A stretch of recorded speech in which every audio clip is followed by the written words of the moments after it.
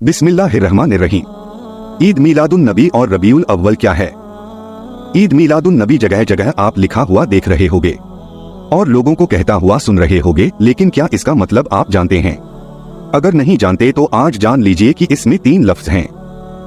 एक ईद, दूसरा मीलाद, तीसरा नबी। हम तीनों के बारे में इंशाअल्लाह तफसील से बताएंगे ताकि इसके बाद आपको किसी और से पूछना और समझना ना पड़े। सबसे पहले लफ्ज है ईद, जिसका मतलब होता है लौट कर आने वाली खुशी। दूसरा लफ्ज है मीलाद, जिसका मतलब है पैदाइश का दिन। तीसरा लफ्ज है नबी, जिसका मतलब हजरत मोहम्मद मुस्तफा सल्लल्लाहु अलैहि वसल्लम है। अगर इन तीनों लफ्जों का एक साथ मतलब बयान करें तो इसका मतलब होता है नबी की पैदाइश की खुशी, क्योंकि हमारे नबी मोहम्मद मुस्तफा सल्लल्लाहु अलैहि वसल्लम इसी दिन पैदा हुए थे। इसलिए कुछ मुसलमानों ने इसको ईद मीलादुन नबी का नाम दिया है। ईद मीलादुन नबी कब मनाया जाता है? रबीउल अव्वल इस्लामी साल का तीसरा महीना है और इसकी 12 तारीख को ईद मीलादुन नबी मनाया जाता है।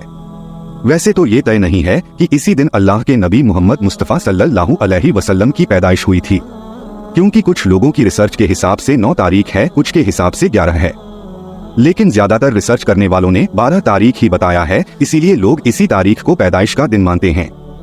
12 वफात का क्या मतलब है? इसका मतलब है कि 12 रबीउल अव्वल को ही हमारे नबी वफात पा गए और इस दुनिया से पर्दा फरमा गए, यानी इस फानी दुनिया से उस दुनिया की तरफ तशरीफ ले गए जो हमेशा रहने वाली है और जहां अल्लाह ताला ने अपने दीदार का वादा फरमाया है। इसीलिए लोग इस दिन को 12 वफात भी कहते हैं।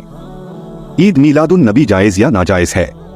कुछ लोग कहते हैं कि ईद मीलादुन नबी मनाना चाहिए, कुछ लोग कहते हैं कि नहीं मनाना चाहिए। मेरा ख्याल है कि मनाना हर किसी को चाहिए।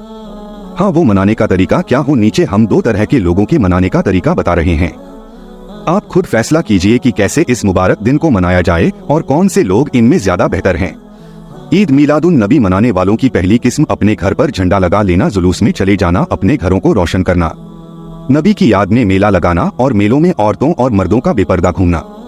मीलादुन नबी मनाने वालों की दूसरी किस्म कोई सुन्नत जिंदा करना, यानी जिस सुन्नत पर अभी तक अमल नहीं किया था उस पर अमल करने का इरादा करना।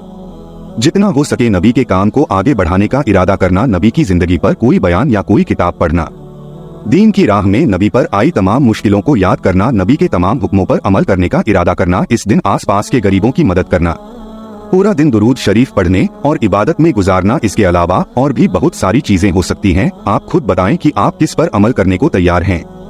नीचे 3 तरह के लोग हैं जिनमें आप अपने आप को तलाशें। नंबर 1 वो शख्स है जिसने पूरे साल सिवाय जुमा नमाज के कोई नमाज नहीं पढ़ी और न ही अपनी जिंदगी में नबी की किसी सुन्नत का ख्याल रखा, लेकिन वो जुलूस में गया और ईद मीलादुन नबी को बड़े जोर शोर से मनाया, फिर उसके बाद नबी को भूल गया। दूसरा वो शख्स जो नमाज तो पढ़ता है, ईद मीलादुन नबी भी मनाता है, लेकिन जो नबी का मिशन है उस मिशन को आगे बढ़ाने के लिए कुछ सोचता भी नहीं।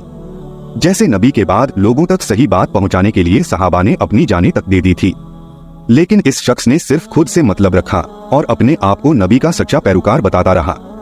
तीसरा वो शख्स है जो नबी की जिंदगी को सिर्फ एक दिन के लिए नहीं बल्कि साल के हर दिन हर वक्त नबी की सुन्नतों पर चलने की कोशिश करता है और नबी के काम को आगे बढ़ाने की हर मुमकिन कोशिश करता है और 12 रबीउल अव्वल को इबादत में गुजारता है।